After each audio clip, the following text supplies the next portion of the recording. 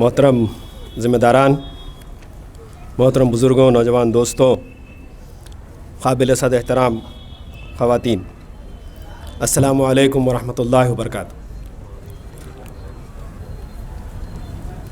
صبح کا سیشن، اس کے بعد اچھی خاصی ضیافت، اس کے بعد ہونا تو یہ چاہیے کہ وہ انشاءاللہ آپ کی دور ہو جائے گی۔ محترم سامعین، معاملات کا تزکیہ یہ ایک بہت ہی اہم اور ایک معنی میں کہنا چاہیے کہ نازک عنوان ہے، جو پتہ نہیں ہمارے ذمہ داران نے کیوں میرے ذمہ کیا، اور میں نے میری اپنی جو کچھ کتابیں ہیں بہت کچھ ٹٹولنے کی کوشش کی، تو کوئی راست چیزیں اس عنوان پہ نہیں ملی۔ مجھے بڑی حیرت ہوئی۔ تزکیہ نفس میں بھی جو دیکھا تو وہاں پہ عمل کے تزکیے کی بات ہے، معاملات نہیں ہے۔ تو بہرحال ہمارے پروگرام بنانے والوں کو میں اس پہلو سے مبارکباد دینا چاہوں گا کہ ایک نیا ٹاپک اور بہت ہی ریلیونٹ ٹاپک انہوں نے جو ہے اس وقت چنا، اور میں ایک چھوٹا سا طالب علم ہوں، کوشش کروں گا کہ اس کے تحت جو کچھ میں سوچ سکا، مطالعہ کر سکا، وہ آپ حضرات کے سامنے پیش کروں گا۔ محترم حضرات، قرآن میں ایک آیت ہے کہ یہ کتاب ہم نے تمہاری طرف نازل کی اور اس میں تمہارا ذکر ہے۔ تو اس پہلو سے ہم دیکھتے ہیں قرآن اس سراسر سارے انسانوں کے لیے ہے۔ مولانا مودودی نے بہت صحیح کہا کہ قرآن کا موضوع یہ بھی انسان ہے، انسان کی کامیابی اور اس کی ناکامی۔ تو قرآن جو چیزیں ہم کو دیتا ہے اس میں آپ دیکھیے کہ بہت زیادہ زور قرآن عقائد کی اصلاح پہ دیتا ہے، ایمانیات پہ دیتا ہے، بہت واضح دلائل کے ساتھ توحید، رسالت، آخرت، ان سب چیزوں کو بہت دلائل کے ساتھ واضح کیا۔ دوسری چیز جو آپ قرآن میں دیکھتے ہیں وہ ہے عبادت کا تذکرہ، عبادات کا۔ اس پہلو کو قرآن مبہم رکھتا ہے۔ 5 نمازوں کا تذکرہ ملتا ہے اشاروں میں، رکعتوں کا ذکر نہیں ملے گا، اللہ کے رسول صلی اللہ علیہ وسلم نے کہا۔ روزے کے بارے کی دیگر تفصیلات بھی آپ کو ملتی ہیں، حج کی پوری تفصیلات ہم کو اس میں نہیں ملتی۔ تو عبادات گویا ایک طرح سے کچھ مبہم۔ اس کے بعد اخلاق، اس کو بھی قرآن بہت اچھے طرح سے واضح کرتا ہے۔ میں شکر گزار ہوں ہماری بہن جو ابھی مجھ سے پہلے تقریر کر رہی تھی کہ انہوں نے میرے کام کو ہلکا کر دیا کہ جنت میں کون لوگ جائیں گے۔ وہ سارے اخلاقی سمجھیے اصول ہیں جن کا ہم اب تک ذکر سن رہے تھے۔ تو قرآن اخلاق کے معاملے میں بھی بہت تفصیل سے جاتا ہے۔ اور چوتھی چیز آپ جو دیکھیں گے، جو قرآن کا مطالعہ کرتے ہیں وہ لوگ کہتے ہیں کہ قرآن نے بہت زیادہ زور اور بہت زیادہ وضاحت معاملات کے بارے میں کی ہے۔ معاملات کے ایشو کو قرآن نے مبہم نہیں رکھا، بہت دو ٹوک انداز میں بہت ہی واضح طور پر معاملات کو جو ہے اس میں قرآن نے واضح کیا ہے۔ تو اب اس سے بھی جو ہے ہم کو اس کی اہمیت سمجھ میں آ جاتی ہے۔ ہم صبح سے تزکیے کا لفظ سن رہے ہیں، تھوڑی سی ایک تعریف کی یاد دہانی کرا کر آگے چلیں گے۔ تزکیہ کہتے ہیں کسی چیز کو پاک اور صاف کرنے کے، تزکیہ کہتے ہیں کسی چیز کو نشو نما دینے کے، تزکیہ کہتے ہیں کسی چیز کو بڑھانے کے۔ تو آپ دیکھیے کہ جب معاملات ہوتے ہیں ہمارے، اور معاملات ہیں کیا، اس کو بھی ہم ذرا سمجھ لیں۔ معاملات کہتے ہیں ہمارے ذہن میں فوراً فائنینشیل ٹرانزیکشنز آتے ہیں، مالی معاملات آتے ہیں، یہ تو ایک بڑا جز ہے اس کا، لیکن معاملات اس کے علاوہ بھی بہت سارے ہیں جس کا میں آگے تذکرہ کرنے والا ہوں۔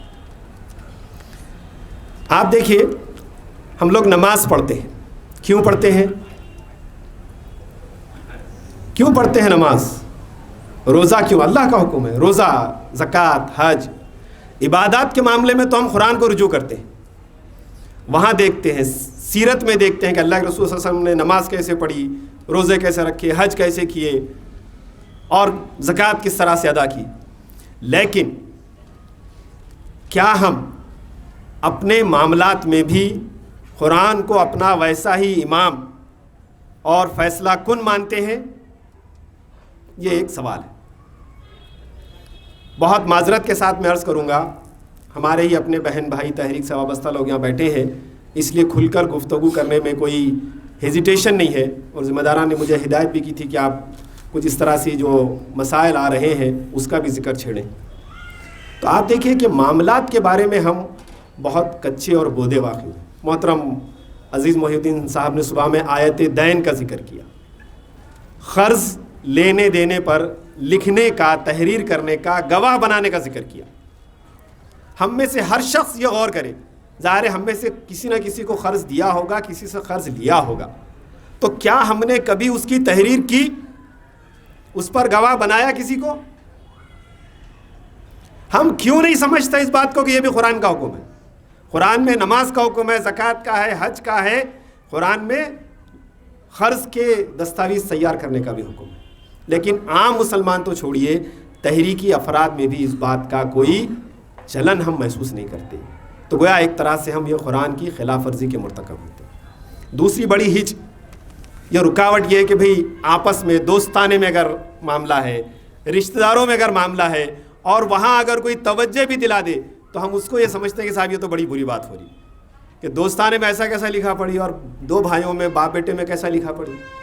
ارے اللہ تعالیٰ نے تو کہا کہ بھی تم معاملات کو لکھ لیا کرو، گواہ بنا لیا کرو، تاکہ اگر کل کو کوئی نزاع ہو جائے تو یہ چیز تمہارے حق میں فیصلہ کرنے میں سہولت ہو۔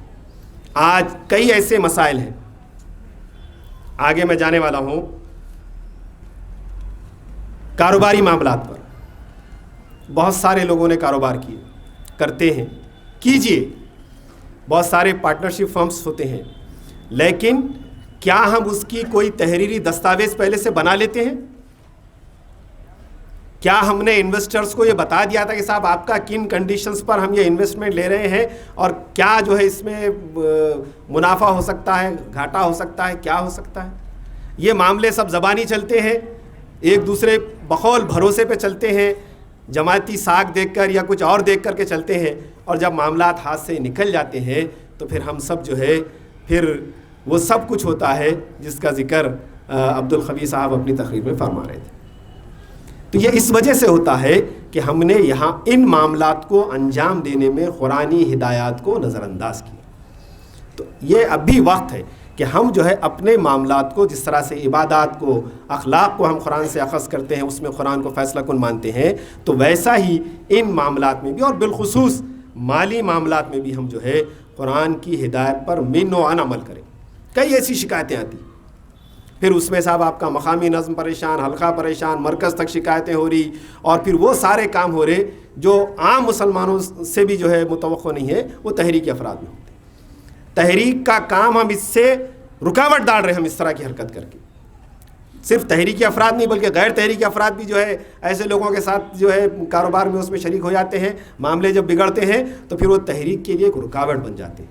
تو اب جہاں اور بہت سارے کام ہم جو ہے کرتے ہیں، تو اب آئندہ کوشش اس بات کی ہونی چاہیے، اس یاد دہانی کے بعد، کہ ہم ان تمام معاملات میں بالکل فیئر رہیں، ٹرانسپیرنٹ رہیں، اور بالکل واضح طور پر تمام چیزوں کی لکھا پڑھی کر لیں، اس پر گواہ اور ثبوت بنا لیں۔ پھر معاملات، ایک تھوڑا سا میں نے کنیکشن جوڑنے کی کوشش کی، ممکن ہے آپ تک پہنچاؤں اس کو۔ آپ دیکھیے کہ ہمارے یہاں آج کل اسکول میں، کالجز میں وہ چڑھ رہا ہے لرننگ آؤٹ کم، کہ بھئی آپ جو بچوں کو پڑھا رہے ہیں اس کا نتیجہ کیا نکل رہا ہے، اس کا حاصل کیا مل رہا ہے۔ اس پر بڑا کام ہو رہا ہے، ہونا بھی چاہیے، کیونکہ ہم کوئی بھی کام جو ہے کسی نتیجے کو حاصل کرنے کے لیے کرتے ہیں۔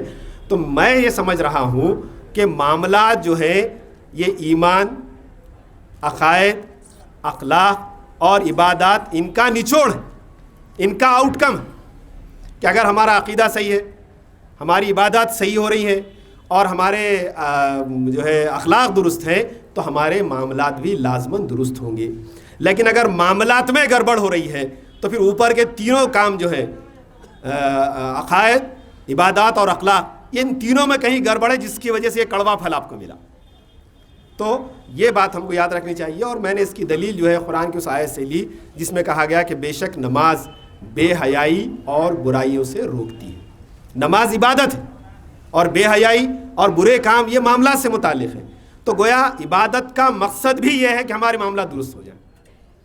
عبادات ہم سے اس لیے کروائی جا رہی ہیں کہ ہمارے معاملات درست ہو جائیں۔ تو یہ پہلو بھی ہمارے سامنے رہنا چاہیے کہ اگر ہم کسی شخص کے عقیدے، ایمان، اس کے اخلاق اور اس کے عقائد کو دیکھنا چاہتے ہیں تو ہم اس کے معاملات کو دیکھ کر جو ہے اس پر ہم فیصلہ کر سکتے ہیں۔ حضرت عمر رضی اللہ تعالیٰ عنہ کا مشہور کوٹیشن جو ہم بار بار سناتے ہیں وہ یہ ہے، انہوں نے آپ نے فرمایا کہ کسی شخص کی ظاہری چیزوں کو دیکھ کر تم اس کے بارے میں کوئی فیصلہ نہ کرو جب تک کہ اس کے ساتھ کچھ معاملہ نہ کر لو یا اس کے ساتھ سفر نہ کرو، اس وقت تک اس کے اچھے یا برے ہونے کے بارے میں کوئی فیصلہ نہ کرو۔ تو محترم سامعین، ہم کو بھی جو ہے معاملات میں ایسی ہی فیئرنیس کی ضرورت ہے۔ ایک اور معاملہ جو آتا ہے جس کا کچھ اشارے ہوئے، نکاح کا ہے۔ اس سلسلے میں بھی ہمارے پاس اور ایک بہت جلد ایک مہم آنے والی ہے۔ ہمارا شعبہ خواتین شاید اس سلسلے میں پریپیئر بھی ہو رہا ہوگا، اور جماعت نے یہ اچھا کیا کہ اس مہم کو خاص طور سے خواتین میں زیادہ اچھی طرح سے لانچ کرنے اور زیادہ ان کو ٹارگٹ اس معنی میں کہ ان میں زیادہ اس کا چرچا کرنا ہے، نکاح کے بارے میں، نکاح کو آسان بنانے کے بارے میں، نکاح سے متعلق مختلف جو رسوم اور رواج غیر اسلامی طریقے سے داخل ہوں گے ان کو دور کرنے کے سلسلے میں۔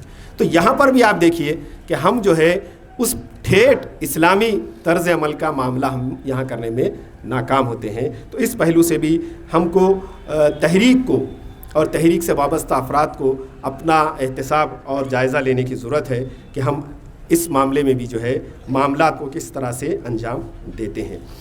پھر اس میں بہت سارے سوالات ہیں، صرف جہیز ایک مسئلہ نہیں ہے، اور بہت سارے سوالات ہیں، وقت نہیں ہے، صرف اشاروں کرنے پر ہی میں اکتفا کروں گا۔ بہرحال ہم کو یہ جو معاملہ ہوتا ہے نکاح وغیرہ کا، اس میں بھی ہم کو جو ہے پوری دینی جو ہے چیزوں کا خیال رکھنا چاہیے۔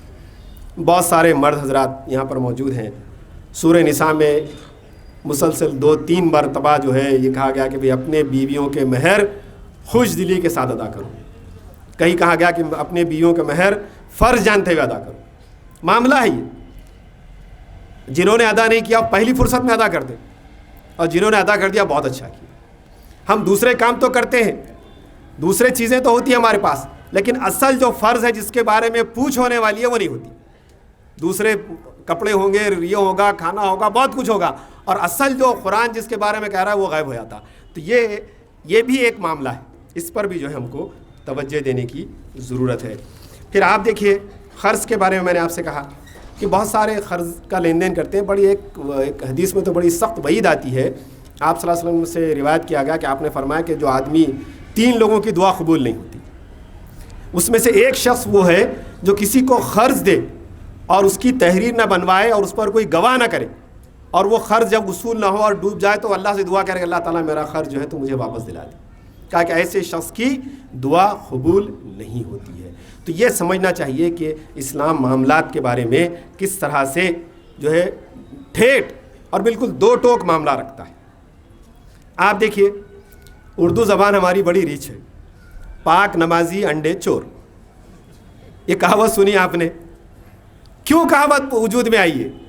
اس لیے آئی کہ اگر کسی کی نماز اس کو چوری کرنے سے نہیں روک رہی، مطلب وہ نماز نہیں ہے نا بھی۔ پھر ہم مسلمان بخشتے تھوڑی اپنے برادر وطن کو، ہم نے دوسری کہاوت بنائی، بغل میں چھری منہ میں رام، یعنی ہم جو ہے بہت دین کی، اخلاق کی، اس کی باتیں کر رہے اور معاملات میں ہمارا معاملہ دوسرا ہے۔ تو یہ چیز بھی جو ہے معاملات کو ٹرانسپیرنٹ رکھنے، معاملات کو صاف اور شفاف رکھنے کے بارے میں ہماری جو ہے مدد کرتی ہے۔ پھر آپ دیکھیے کہ اختلافات جب ہو جاتے ہیں اکثر کاروباری معاملات میں، قرض میں، کچھ اور لین دین میں، تو پھر وہاں پر یہ بڑا ایشو بن جاتا ہے، اور پھر سوائے وہاں پر زبانی گفتگو کے میں نے یہ کہا تھا، انہوں نے یہ کہا تھا، وہ ایسا بولے تھے، یہ ایسا ہوا تھا، اور یہی سب باتیں ہم کرتے ہیں، کوئی تحریر وہاں پر نہیں ہوتی۔ اور افسوس یہ ہے کہ ارکان بھی اس طرح سے غیر تحریری معاملوں میں جو ہے خود بھی پھنس جاتے ہیں، انوالو ہو جاتے ہیں، اور لوگ بھی ہوتے ہیں، اور پھر ایک لمبا دفتر کھل جاتا، اس کی بڑی بڑی باکس فائلیں بھر جاتی، اور معاملہ کہیں جو ہے سیٹل ہونے کا نام نہیں آتا۔ اور اب تو وہ ظاہر بات آئی، اس پہ میں کنڈیم اس معنی میں نہیں کروں گا، واٹس ایپ وغیرہ تک بات پہنچ جاتی۔ وہ ہمارے مسئلے رہتے، ہمارے پاس کوئی تحریر نہیں رہتی، ذمہ دار پریشان، اور پورے گروپ میں جو ہے وہ چیز پھیل جاتی، اور پھر ایک طرح کی وہ بددلی پیدا ہوتی، جس سے اللہ کے رسول صلی اللہ علیہ وسلم نے پناہ مانگی، جس پر محترم عبدالخوی صاحب آپ کی توجہ مبذول کرا رہے تھے۔ پھر آپ دیکھیے کہ جماعت نے اپنے کاموں کو انجام دینے میں مختلف طریقوں سے مختلف ادارے بھی جو ہیں ہم نے بنائے. ان اداروں کے معاملات بھی محل نظر ہیں. اور دیکھیے دو چیزیں ہیں اس میں، ایک تو ہے آپ کا اخلاقی اور دینی نقطہ نظر، اور ایک دوسرا ہوتا ہے ملکی قوانین اور ضابطوں کا لحاظ. دونوں کی وہاں پابندی ہونی چاہیے. جماعت نے اپنے دستور میں بہت واضح لکھ دیا کہ ہم ملکی قانون کی پابندی کریں گے، کوئی ایسا کام نہیں کریں گے جس سے فساد فی الارض رونما ہوتا ہو. تو گویا ہمارا دستور ہم سے یہ کہتا ہے کہ جنس، اور ظاہر جب آپ کوئی ادارہ کھولتے ہیں تو کچھ نہ کچھ حکومتی شرائط اور ضوابط کی پابندی کے تحت ہی کھولتے ہیں. ہمارے پاس ایک عام رجحان ہوتا جا رہا ہے، ہم یہ بہت آسانی سے کہتے ہیں وہ کون سی وہی ہے، اور یہ کہہ کر ہم اس سے جو ہے اسکیپ کرنے کی کوشش کرتے ہیں. تو یہ بڑی غلط بات ہے، اس کی اصلاح ہونی چاہیے. پھر دوسرے یہ کہ وہاں پر جو افراد ہیں وہ خود اپنا جائزہ لیں، ذمہ دار جو ہیں وہ جائزہ لیں، وہاں کے جو کارکن ہیں ان کے ساتھ کیا رویہ ہو رہا ہے، کیا ہونا چاہیے، کیا اسلامی رویہ ہے. یہ ساری باتیں ایسی ہے کہ جس کا ہم کو بہت ٹھنڈے دل و دماغ سے بے لاگ جائزہ لینے کی ضرورت ہے. بھائیوں، ہمارے بہت سارے بزرگوں سے میں نے کہتے ہوئے سنا ہے کہ آج مسلمانوں کے پاس سوائے اخلاق اور کردار کی طاقت کے کوئی اور چیز ایسی نہیں ہے جو ان کے حق میں جاتی ہو. مادی لحاظ سے ہم بہت تہی دامن ہیں. اگر ہم کو ایسی تہی دامنی کی حالت میں ایسے کم وسائل کے ساتھ اگر کسی انقلاب کی بات کرنا ہے تو پھر اس کے لیے سب سے بڑا مؤثر ہتھیار وہ ہوگا، وہ ہمارا اخلاق اور کردار ہوگا. اور اخلاق اور کردار، جیسا کہ میں آپ سے واضح کرنے کی کوشش کر رہا ہوں، یہ جڑا ہوا ہوتا ہے ہمارے معاملات سے. تو ان معاملات کو بھی ہم کو جو ہے اچھی طرح سے ٹٹولنے کی اور دیکھنے کی ضرورت ہے. اگر پھر اور بھی بہت ساری باتیں ہیں، وقت چونکہ مختصر ہو رہا ہے، ختم کر رہا ہوں گفتگو کو. آپ دیکھیں کہ ہم اگر کسی ادارے میں ملازم ہیں تو ہم نے اس ادارے کے ساتھ ایک معاہدہ کیا، اور اس معاہدے کی اور اس معاملے کی ہم کس حد تک پابندی کر رہے ہیں. مولانا مودودی سے ایک صاحب نے سوال کیا کہ ادارے میں جو بہت سارے عام طور پہ تعلیمی اداروں وغیرہ میں اور کئی اور ادارہ ہوتا ہے کہ لوگ تو بھرتی کر لیے جاتے ہیں لیکن سارے لوگوں کو مکمل پورے وقت بعض وقت ہوتا ہے کہ کام نہیں مل پاتا. تو انہوں نے کہا کہ ایسی صورت میں کیا کیا جائے. لوگ بہت ساری دوسری مصروفیتیں نکال لیتے ہیں. مولانا کا جواب یہ تھا کہ آپ اس وقت صرف وہی کام کریں جو اس ادارے اور اس کے کاز کو فائدہ پہنچانے والا ہو. تو یہ پہلو بھی ہم سب کا جائزہ لینے کی، میں جو ہے انگشتمائی کرنا مقصود نہیں ہے، لیکن ہم سب کے احتساب کے لیے میں یہ بات عرض کر رہا ہوں کہ ہم جہاں جہاں کام کر رہے ہیں، ہم اگر ملازم ہیں تو واقعی ہم ٹھیٹ اسلامی اصولوں کے تحت وہاں ملازمت کر رہے ہیں، یا اور لوگوں کی طرح سے ہمارا بھی معاملہ ہے، ٹائم پاس ہے، یہ ہے وہ ہے، فلاں فلاں چنا ہے. اگر ہم ذمہ دار ہیں تو ہمارا اپنے مامورین کے ساتھ کیا معاملہ ہے. اگر ہم تاجر ہیں تو ہمارے تجارت کے معاملات میں کیا بات چیت ہے، اور ہم اپنے ملازمین کے ساتھ کیسے برتاؤ کرتے ہیں. یہ حدیث سنانا، یہ حدیث جو ہے کوٹ کرنا، درس دینا بڑا آسان ہے کہ مزدور کو اس کے پسینہ خشک ہونے سے پہلے مزدوری دے دو. لیکن جب عمل کا وقت آئے تو پھر وہی مزدور جو ایسے لوگوں کے پاس ہیں وہ شکایت کرتے پھرے کہ صاحب 6 مہینے سے تنخواہ نہیں ملی، 8 مہینہ کا باقی ہے، اور وہ اتنی مل رہی ہے اور اتنی مل رہی.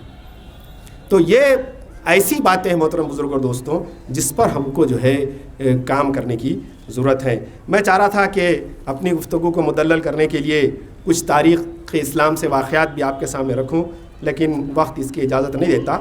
احادیث بھی بہت ساری ہم کو ملتی ہیں جو ہم کو معاملات کے بارے میں بہت زیادہ محتاط اور ٹھیٹ رہنے اور ٹرانسپیرنٹ رہنے کی تعلیم دیتی ہیں. صرف دو باتیں میں آپ سے عرض کروں گا کہ ایک صحابی نے جو ہے ایک دوسرے صحابی کے پاس وہ انجیر خریدنے گئے. کچھ ریٹ پہ بات ہوئی، انہوں نے کہا کہ صاحب 100 درہم جو ہے میں دوں گا، میں یہ 1 کلو 2 کلو جو کچھ بھی تھی. انہوں نے کہا کہ نہیں، میں 200 درہم میں لوں گا. معاملے کی بات ہو رہی، میں مثال دے رہا ہوں، ہو سکتا ہے وہ 100-200 فگر صحیح نہ ہو. تو انہوں نے کہا کہ صاحب یہ کیسے ہو سکتا ہے.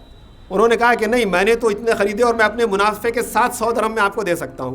انہوں نے کہا کہ نہیں، تم کو نہیں پتا، آج انجیر کا ریٹ بڑھ گیا ہے اور انجیر 200 درہم سے بک رہا ہے اور میں اپنے مسلمان بھائی کا نقصان نہیں ہونے دوں گا. پہلے صحابی اڑ گئے کہ صاحب میں بھی نقصان نہیں ہونے دوں گا اپنے مسلمان بھائی کا، اور میں نفع کے ساتھ 100 میں بیچ رہا ہوں. وہ بول رہے کہ نہیں 200 میں. اب نزاع اس بات پہ ہو رہا ہے. ہم تو صاحب خوش ہو جاتے، واہ 50% ڈسکاؤنٹ پہ مل گیا، اور لوگوں کو بھیجتے اور پورا خرید لیتے. ایک اور صاحب کے بارے میں پڑھنے میں آیا، انہوں نے اپنے غلام کو کہا کہ جاؤ یہ 700 درہم لو اور اچھا عربی گھوڑا خرید کے لاؤ۔ معاملات کی بات دیکھیے آپ کہ اسلام معاملات کو کس لیول پہ لے جاتا ہے۔ تو وہ غلام گیا اور بہت خوشی خوشی 500 روپے میں ایک بہت بہترین گھوڑا خرید کے لایا اور مالک کو دیا، اور یہ سوچ رہا تھا کہ صاحب مالک تو بڑا خوش ہوگا کہ صاحب میں نے اتنے سستے میں اتنا اچھا گھوڑا خرید کے لایا۔ مالک باہر آئے اور دیکھا، پوچھا کہ بھئی کتنے؟ تو کہا کہ 200 درہم آپ کے واپس، یہ 500 میں ملا۔ کہا کہ ایسا؟ جب گھوڑے کو اچھی طرح سے دیکھ لیا تو کہا کہ نہیں، یہ گھوڑا 500 درہم کا نہیں ہے۔ کہا کہ تم کس سے خریدا؟ چلو مجھے لے کے۔ اب وہ لے گیا، وہ بڑا پریشان ہو رہا، غلام کے کہیں ہو سکتا ہے اس سے کم قیمت نہ نکل جائے اس کی۔ وہاں وہ گئے، اس شخص سے کہا کہ صاحب آپ نے گھوڑا بیچا؟ تو کہا کہ ہاں۔ کہا کتنے میں؟ کہا کہ 500 میں۔ تو کہا کہ اگر 500 میں آپ نے اتنا اچھا گھوڑا بیچا ہے تو 2 باتوں سے آپ کا معاملہ خالی نہیں ہے۔ یا تو آپ بہت زیادہ ضرورت مند ہے، اس لیے جو قیمت ملی اس پہ آپ نے بیچ دیا، یا آپ نادان ہیں اور آپ کو اس گھوڑے کی صحیح قیمت کا اندازہ نہیں ہے، اس لیے آپ نے 500 میں بیچ دیا۔ اور دونوں باتیں ایسی ہے کہ میں نہ کسی مجبور کی مجبوری کا فائدہ اٹھا سکتا ہوں اور نہ کسی نادان کی نادانی کا فائدہ اٹھا سکتا۔ میں یہ گھوڑا 500 درہم میں نہیں خرید سکتا، اس کی قیمت جتنی ہے اتنی آپ کو لینی پڑے گی۔ تو بھائیوں، یہ صرف 2 مثالیں دی میں نے آپ کو کہ اسلام معاملات جب تربیت کرتا ہے، عقائد پختہ ہوتے ہیں، عبادات کا جب اثر معاملات میں آتا ہے اور اخلاق جب اس میں پیدا ہو جاتے ہیں، تو پھر یہ ہوتا ہے کہ انسان صرف اپنا ہی نہیں بلکہ پورے لوگوں کا۔ آپ اندازہ کیجئے کہ جب اس طرح سے ہمارے معاملات ہونے لگیں گے تو پھر اس وقت کسی نزاع کی، اختلاف کی اور کسی اور اس طرح کی چیز کی کوئی گنجائش نہیں ہوگی۔ اس پر اچھا موضوع یہ شروع ہوا ہے، چھیڑا گیا ہے۔ میں سمجھتا ہوں کہ اس پر مزید گفتگو مختلف پہلوؤں سے ہوتی رہنی چاہیے۔ آئندہ بھی جو ہے اجتماعات میں یہ موضوع بنے گا، ہمارے دروس کا موضوع بننا چاہیے۔ بس اس وقت اس موضوع کو انٹروڈیوس کراتے ہوئے اتنی باتیں آپ حضرات کی خدمت میں رکھ کر اس دعا کے ساتھ میں اپنی جگہ لیتا ہوں کہ اللہ تعالیٰ ہمارے معاملات کو درست فرما دے اور ہم کو ہمارے معاملات کو ٹھیٹ اسلامی طریقوں کے مطابق انجام دینے کی توفیق عنایت فرما۔ وآخر دعوانا ان الحمد للہ رب العالمین، والسلام علیکم ورحمۃ اللہ وبرکاتہ۔